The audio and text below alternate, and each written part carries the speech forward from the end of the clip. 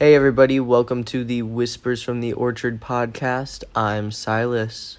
I'm Berlice. And this week we will be covering Hide and Seek Alone. This episode is for educational purposes only, so please do not try this at home. Please. We're begging you. We don't want to be responsible for this. Don't do it. Don't do it. Just don't. That's it. Why would you? Don't. Please don't. Honestly, why? Us saying don't is going to make them want to do it, isn't it? Don't do it. Yeah, and we're not just saying that so you can do it. We literally mean do not do this. I would do a lot of stupid things. This is not one of them. Same. Talked about it before. You hear a creepy noise in the house, I go check it out. I do tend to I'm the type to go and investigate things. I would, if I wasn't so, I think, aware of horror movie cliches, I probably would be the first to die in a horror movie. Oh, yeah. However, I think at the same time, my knowledge of horror movies has also helped me avoid certain situations. Like last time. Yes. I would have not. Yeah, I wouldn't have You went survived. upstairs. We heard noises, and you went upstairs to check. Yeah. Alone. Nobody wanted to come with me. Hey, I physically couldn't. Yeah. I was should've on bed rest. I should have dragged my sister with me. And put your sister to whatever fate awaited you as well. Yes. Sounds about right. We're besties. Anyways, on to the episode. So, Berlice did all the research for this episode. I read through. I have a general knowledge, general understanding. But we are both going to present this topic to you. I'm going to let Berlice start us off. Let's get right into it. I should mention, this scares me. That's why I'm like, yeah, please don't do this. Because I low-key believe in these type of things. I mean, we're covering them on the podcast. Yeah. So I low-key believe in all of these things. So I'm like, no. Listen, I'll do a lot of things, but this is not one of them. Absolutely not. You know how scary this is? Well, why don't we find out? Okay. This is gonna give me nightmares. Okay. Yo, mama. You said, you keep on knocking, but you can't come in. Oh, I love that movie. Once again, don't try this at home. Ready? No, I'm not ready. This is gonna give me nightmares. I'm being so for real. Alright. Hide and Seek Alone is a Japanese urban legend ritual that is meant to summon a ghost or other spirit into one's home. In this ritual, you summon such a spirit by offering it a doll instead of a human body. As early as July 2007, descriptions of how to play Hide and Seek Alone were posted on Japanese horror bulletin boards. It asserted that people who had done this ritual found that the toys had moved slightly and the television had turned on, blaring music, switching channels, or on static. Some say they hear footsteps, laughing, or even talking. So we're going to go over the things you need, preparation, how to do it, how to end it, so on and so forth, your general instructions. But we would like to reiterate, do not do this.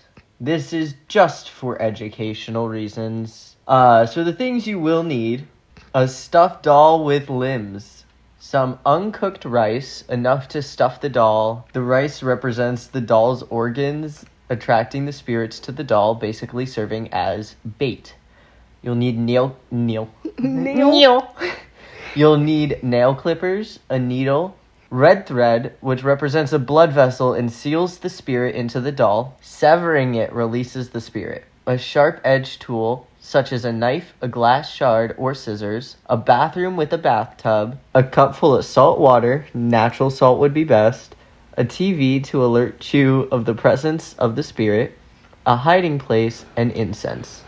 Let's get into the preparation. Once again, do not do it. Please don't. I feel like we're saying it so much that they're gonna be like, this feels like reverse psychology. It's not. It's not. This scares the crap out of the both of us. Okay.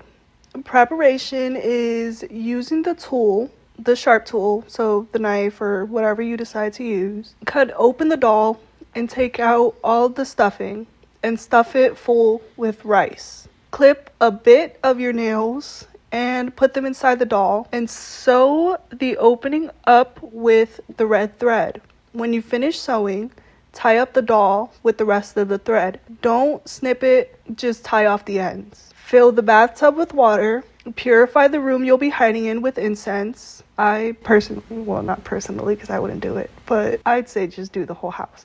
Don't do it, actually. Don't do any of this. Yeah, don't. Yeah. Purify your room, but don't do any of this other stuff. Set up a TV in the room or near the hiding spot. Place a cup of salt water and the sharp tool inside of the hiding place. Give the doll a name, but do not give it your name or anyone you know. Okay, we're gonna get in how to do the game. Once again, I will reiterate for the 1000th time. Don't fucking do this. When it's 3 a.m., say to the doll, your name is the first it. 3 times. Go to the bathroom and put the doll into the water-filled bathtub. Turn off all the lights in the house, go back to the hiding place, and switch on the TV. When you have counted to 10 with your eyes closed, go back to the bathroom with the edge tool, the knife, glass shard, etc., in your hand. When you get there, say to the doll, I have found you, doll's name, and stab the doll with the edge tool and cut the thread binding the doll. Say, you are the next it, doll's name, as you put the doll back in its place. As soon as you have put the doll down, run back to the hiding place and hide. How to end it. You pour a large mouthful of salt water into your mouth. Don't drink it, just keep it there. Keep the cup with the remaining salt water in your hand. Come out of the hiding place and start looking for the doll. The doll might not necessarily be in the bathroom. Whatever happens, do not spit out the salt water. When you find the doll, pour the rest of the salt water that is in the cup over it, and then spray the salt water in your mouth over it as well. Say, I win 3 times, and this is supposed to end the ritual. After this, make sure you dry the doll, burn it, and discard it later on. Things to keep in mind. Once the game has begun, do not turn on the lights. Do not leave the house. Don't lock any of the doors, and have some friends close by so that they can come in and help you at a moment's notice if you ever needed them. Keeping a mobile phone close at hand would be a good idea too. Don't make any unnecessary noises while hiding. You don't need to put the salt water in your mouth all the time. You only need to do it during the finishing ritual. Remember, if you are living with someone, you might put them in danger as well. Don't continue this ritual for more than 1 or 2 hours. If you go out of the hiding place without salt water, you might encounter something wandering around in your house, which might harm you in some way. Apparently, the way to feel the presence of this something wandering around is to watch what happens to the TV that you put in your hiding spot. Now, Berlice found some stories on Reddit of people who have, I'm assuming, played the game. Mm-hmm. We are going to take turns reading these stories. She's going to start us off. This one's the scary one. All right. So this was found on r/no sleep, posted by Sarah in Japan, called Don't Play One Man Hide and Go Seek. It has the proper name for the game. However, we are both too afraid to butcher it. Mm-hmm. We will include the link to these Reddit stories in the description. So if you want to read it for yourself, you can find that there. All right, let's get into it. It says, okay, so here's the thing. I'm an American who's been living in Japan with the host family for a study abroad. Last Sunday, my host sister, Akane, told me about a game that she wanted to play called Hide and Seek Alone. Anyways, Akane said it was fun and some girls in her school tried it, and it was actually a way to play hide and go seek with ghosts, but she didn't want to do it alone. For someone who's skeptic, it seemed pretty harmless, and I was curious. Of course, I regret this now. No matter how skeptical or curious you may be, do not play this game. In any case, Akane got a doll from the 100 yen store, named it Arena, and I watched her tear out the stuffing and replace it with rice. Now I need 2 drops of blood, one from me and one from you, she muttered, trying to remember the rules her friend had told her. She pricked her finger and I pricked mine. We rubbed the blood into the rice. She then sewed it up with the red thread, continuing to bind the doll with the red thread. Why are you doing that? I asked, confused. The red thread is supposed to represent blood vessels. We'll sever them tonight at 3. 3 in the afternoon or 3 in the morning? The morning, you idiot, she smirked at me. She also made up the cups of salt water and made salt lines around her parents' room. What's that for? I asked curiously. Apparently, it stops the spirit from going into the room to find you. So, are we gonna hide in there? Nah, that wouldn't be any fun, would it? Yeah, would it? I just don't want the room to get destroyed. Destroyed in retrospect, I wish we'd stayed in there, even if it had been no fun. Or even better, I wish I'd never done this without knowing fully what could happen. Anyway, we went to the bathroom at 3 a.m. The rest of the family was out visiting the aunt and uncle who recently had a new baby. We put the doll in the bathtub with water and shouted together, "Akane and Sarah are it first. Akane and Sarah are it first. Akane and Sarah are it first." Then we ran out the bathroom, turning out all the lights, switching on the TV in our hiding room to a static channel. Akane grabbed a knife and left the salt water on the table. We went back into the bathroom. Sure enough, the doll was there in the bathtub, smiling serenely up at us from the bottom. "Arena, Akane and Sarah found you," we yelled. We yanked it out. Akane stabbed the heart and made sure to sever a lot of the red thread before dumping it back in the tub. "Arena is a second it, Arena is a second it, Arena is a second it," we chanted, then ran back to the family room with the TV going. We each took a gulp of the salt water, making sure not to swallow it. Then held our cups firmly before settling in the closet. Akane left a crack of the door open because she wanted to watch what would happen to the TV. It was a terrible, terrible idea, and to this day, I wish we'd left the door closed. For the first 5 minutes, we were just waiting. Nothing was happening, and I felt relieved. Then I heard the static of the TV begin to change without any of us touching the remote. The TV began to switch channels fast enough that sentences began to form from the words of different channels, saying, "I will find you." I shrunk back into the closet, terrified. The air seemed to be getting colder. Akane still stayed with her eye pressed up against the crack of the closet quietly. I could hear footsteps and thumping. TV changing. Again, it says, "Where are you?" The footsteps changed and stopped in front of the closet. TV saying, "Are you in here?" Then I heard the most chilling words of all. "I found you." Akane screamed and fell back to the ground. The kitchen knife that we had used to stab the doll was protruding from her eye. The eye that she had used to peek through the crack of the closet door. She had swallowed her water by accident, she told me. Luckily, as terrified as I was, I managed to keep the salt water in my mouth, clutching the stupid cup as well. I waited until the static returned to normal on the television screen. Akane was sobbing quietly, the knife still in her eye, but she whimpered, "You need to end the ritual." I did what she had told me to do. I wandered around the house looking for the doll. It was no longer in the bathroom. I found it sitting upright on Akane's bed, grinning. I dumped the salt water and spat the salt water out on it, then shouted, "I win, I win, I win," loudly. Then I grasped the doll firmly and went to the neighbor's trash can and put it in a bath of gasoline before torching it. It was now 5 a.m. I came back into the closet and told Akane it was over, so she came out of the closet, knife still embedded in her eye, and we called the ambulance.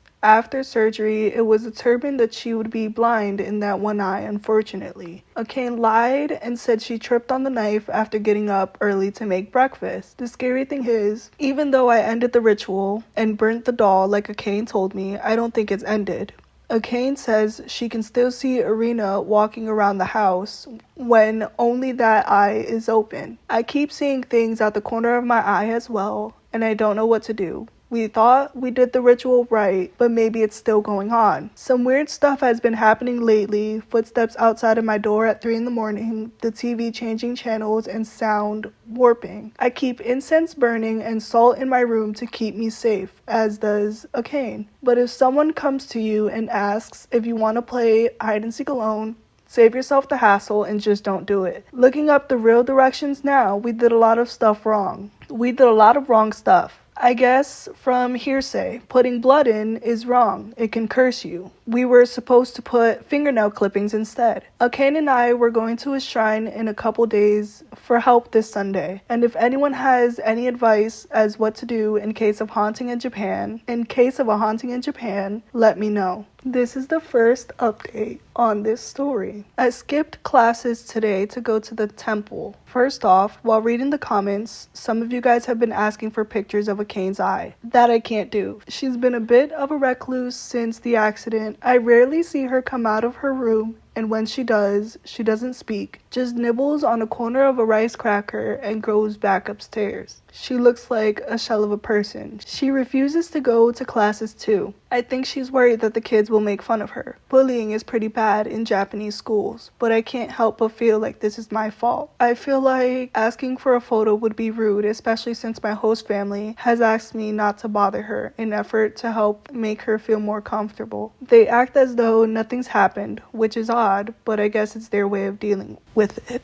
Anyway, today I skipped class to go to a nearby Shinto shrine. I didn't really know what I was doing since Akane refused to come. I've been feeling nauseated in the house and seeing things move out of the corner of my eye. It's all in the peripherals. Last night at 3 a.m. I was woken up by footsteps as usual, but after the footsteps stopped, something began scratching at the door. It sounded like someone was raking their nails into the wood. I huddled under my blanket and tossed salt over my shoulders. When I woke up in the morning, there was the symbol of death on the door in what looked like blood. I quickly wiped it off before anyone noticed, and noticed that Akane's door was marked as well. So I woke her up and showed her. She gave me a weird half smile and told me, "So it's already begun." I was so startled, I did nothing but stare at her. Just then, I noticed a medium-sized cut on her wrist. "Akane, did you get hurt?" She yanked her arm away, saying, "Leave us alone." Her voice didn't sound like hers. It sounded disembodied. And I swear her eye, the one not covered by the patch, turned black. I didn't ask her what she meant by us.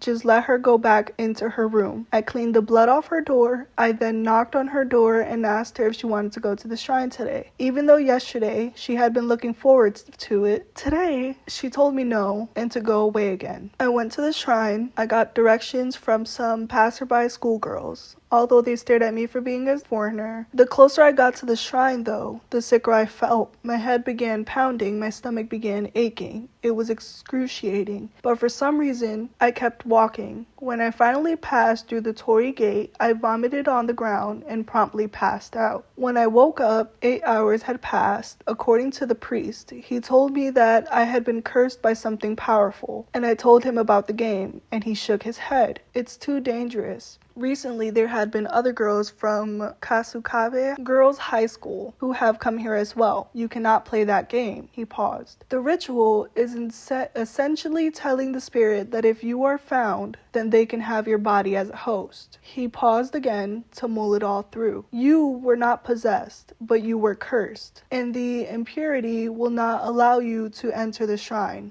He told me he had spent hours praying and cleansing my soul, but it had taken a very long time. He gave me special talismans and told me to hang them on the other side of my door in my room to prevent any evil from entering. After thanking him, I set off for home. I felt like there'd been a weight lifted off my shoulders, literally, by this man, and he told me I was very lucky. I had only a brush with the curse, but since I was not possessed, that meant that the brunt of it had fallen to Akane. I was certain now that she was possessed. When she was found and stabbed, her body became the host for her arena. When she opened her door in the morning, the salt lines that were initially there no longer were, and the incense was sticking out of her trash can. When I came home an hour ago, even though it was 7 p.m., no one was there except for Akane. There was a note on the table in English. "Dear Sarah, baby Arena is sick and in the hospital. Please don't worry. Went to help out. Love, Mom and Dad." Baby Arena. Akane named the doll Arena and stabbed it. One of the previous commenters mentioned voodoo. Well, Baby Arena, Akane's new cousin,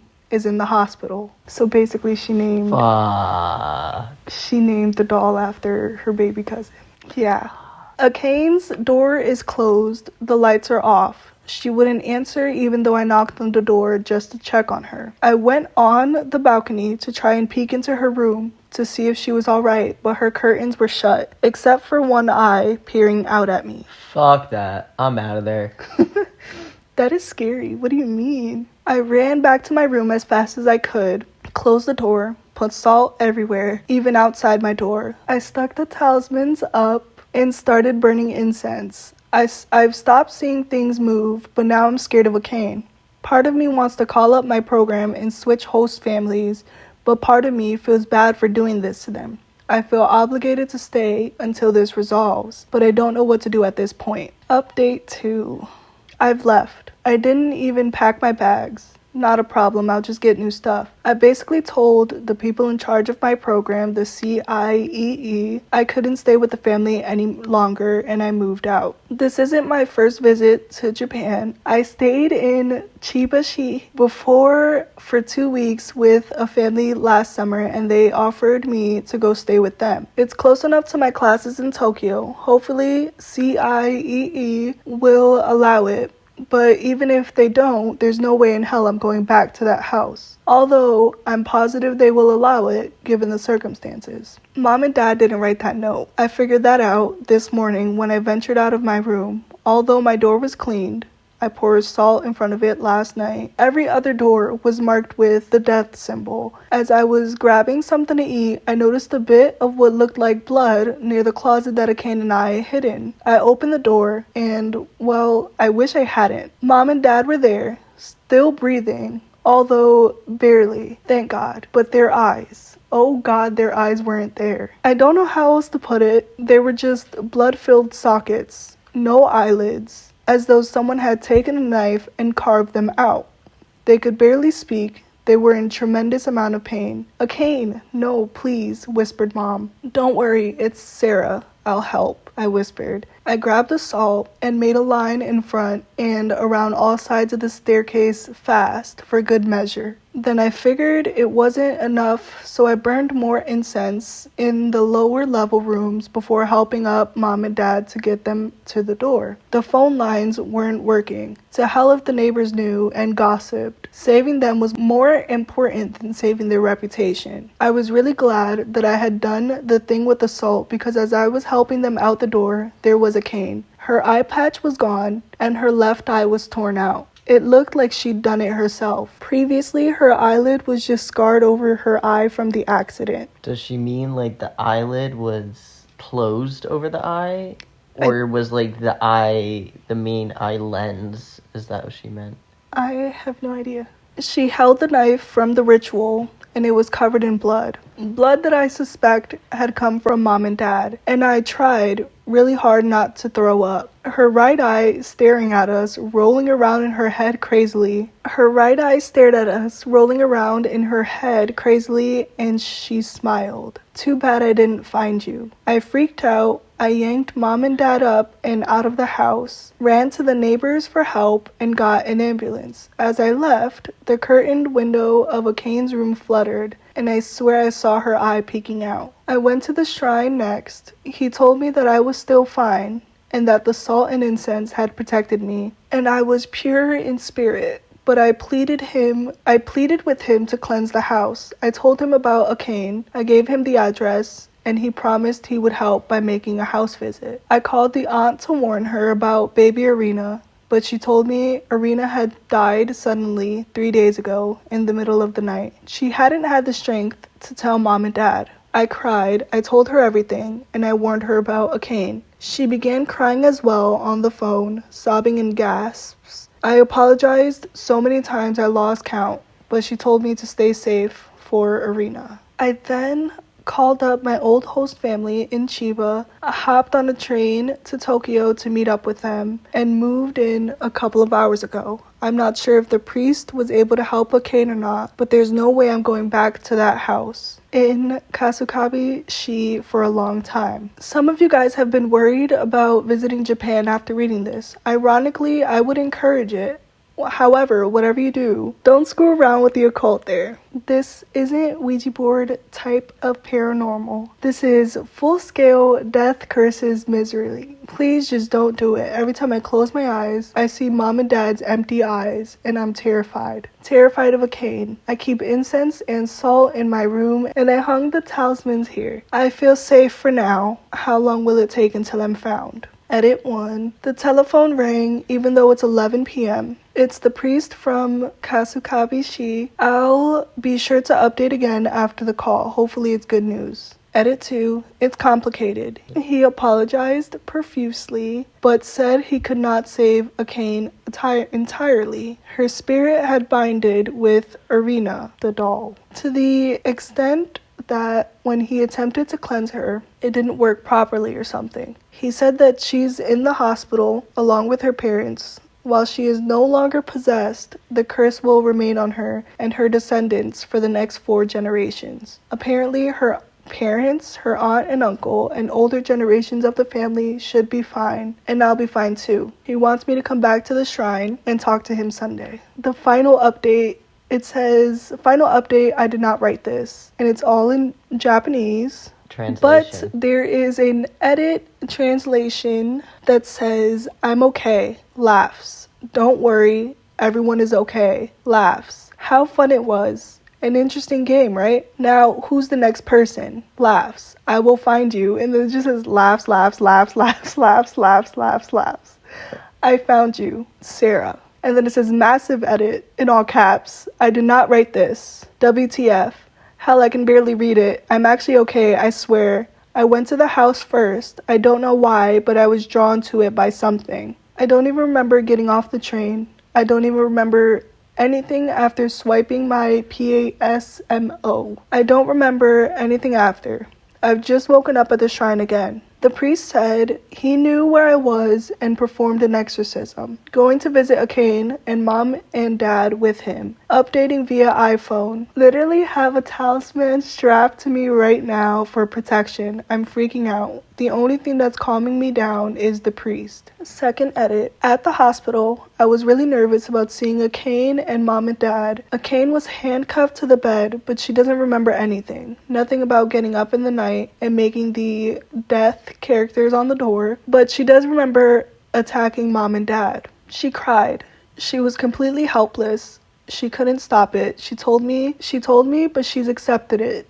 She kept calling it unmei, which I don't know the meaning of, but after looking it up, it means fate. Mom and dad's heads are both bandaged completely. They thanked me for saving them and they apologized to me. Seriously, they said that they were sorry for being terrible hosts and ruining my experience with Japan. I cried and gave them big hugs. They have such big hearts. I'm still crying. How could something like this happen to them? I feel so guilty. Tomorrow I'm going to talk to the director of the program, hopefully, as well as consult the U.S. Embassy in Tokyo to see what I should do. Third edit. Back in Chiba with my old host family. Safe and sound. Thank you all for the kind comments. I'm feeling better, a lot better.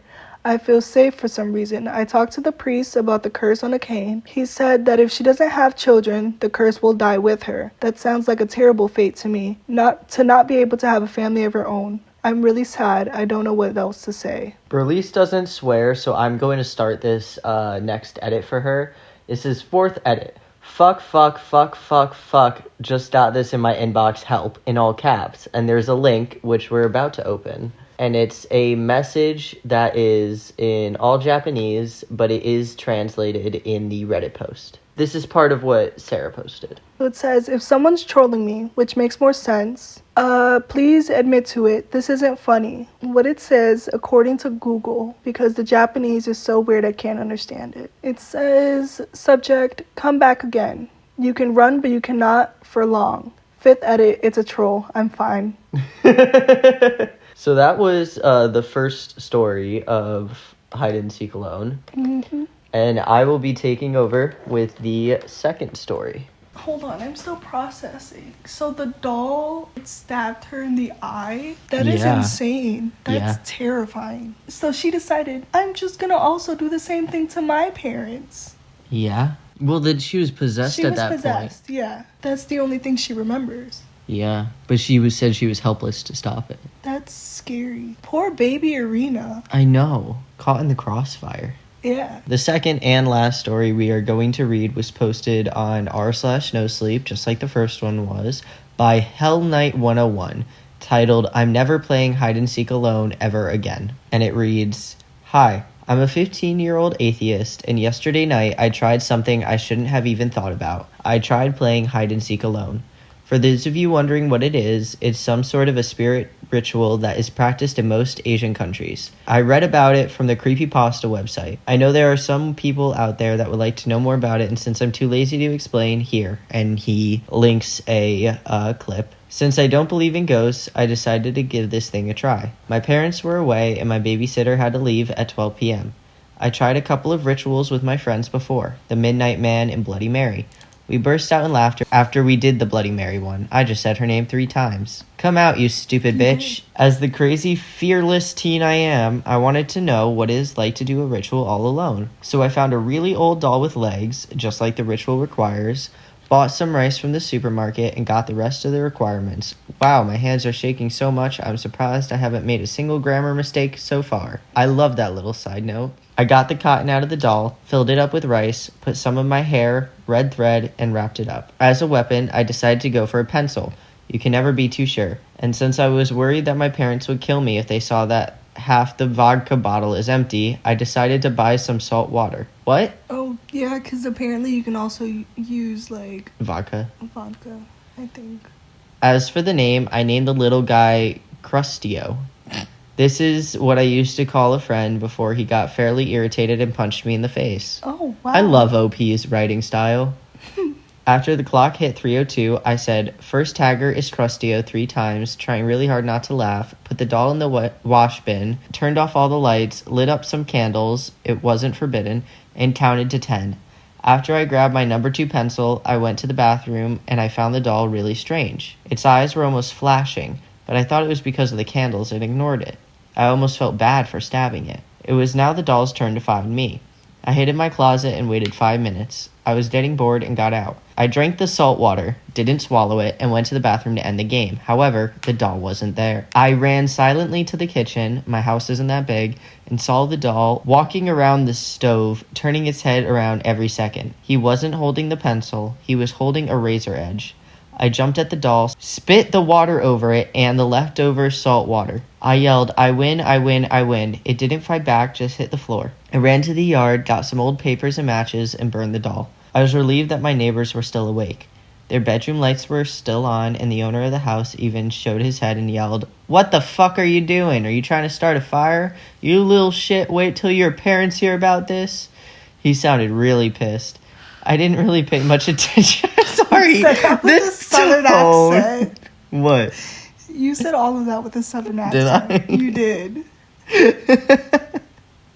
He's like, are you trying to start a fire?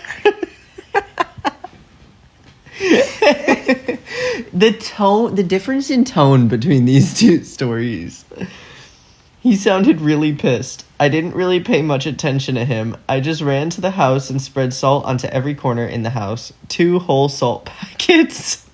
Wow, 2 whole salt packets. I was so scared and confused, I didn't even know what to think.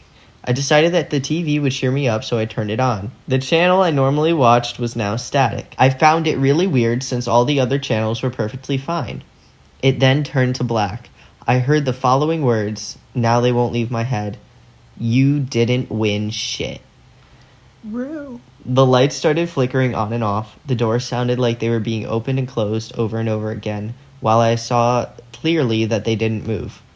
I didn't think for a second and ran towards my friend's house close by. He didn't ask me what was going on, he just let me in.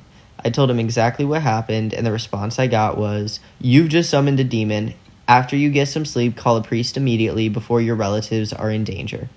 The next morning, I saw my babysitter with a really astonished look on her face. The neighbors told me you were burning something in the garden. I saw the paper leftovers. What exactly were you burning? I won't tell this to your parents. Don't worry. I burned a doll. I was bored and decided to burn something with my friends. My voice was so shaky, I could see she didn't believe a thing. I saw a doll on the cupboard.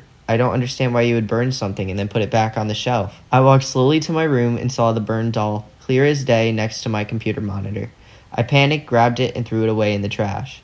The priest should be here any moment now, but I'm still worried that this thing could harm my family. All I could do now is wait. Update. I'm never playing hide and seek alone ever again.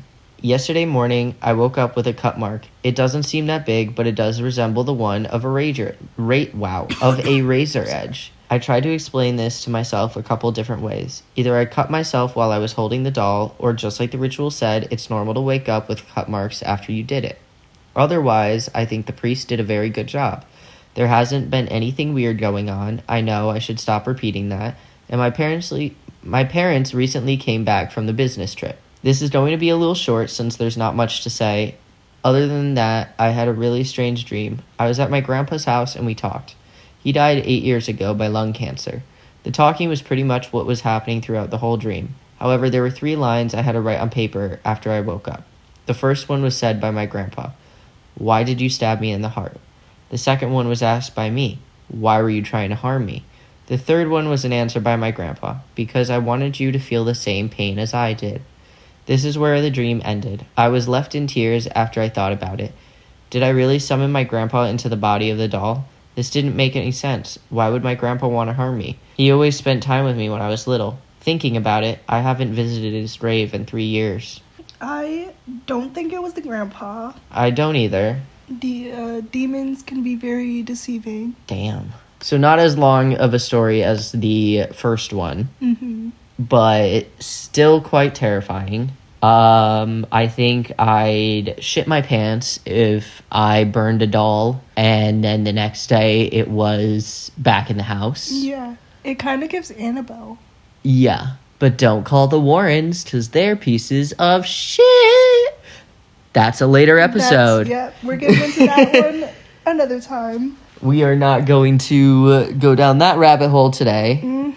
Thank you guys for listening. Don't forget to subscribe, like, comment down below what topics we should cover next. Stay tuned for next week's episode. Thanks for listening, guys. Bye-bye. Bye.